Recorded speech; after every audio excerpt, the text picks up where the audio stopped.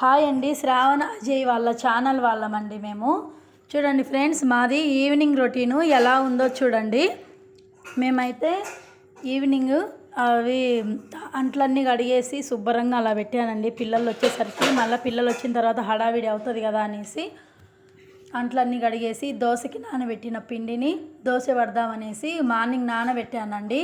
బియ్యం అవి పిండి పడదామనేసి రెడీ చేస్తున్నా. మిక్సీలో పట్టాలండి. మిక్సీలో కొంచెం లేట్ అవుతుంది కదా టైము, అందుకనేసి నేను మిక్సీలో పడదామనేసి బియ్యము మినప్పప్పు సెట్ చేసుకుంటున్నానండి. బియ్యము మినప్పప్పు చూడండి, మార్నింగ్ నానబెట్టాను కదా, బాగా నాని ఉంటాయండి.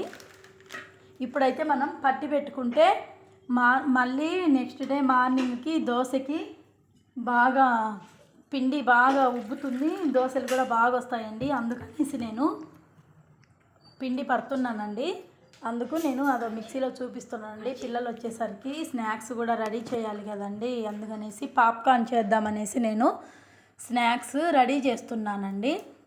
ఇవి మామూలుగా పాప్కార్న్ కంకి తెచ్చి ఎండబెట్టి అవి చేస్తున్నానండి. పసుపు నూనె అవి వేసి ఇంకా అయితే ఒక సైడ్ పెట్టాను.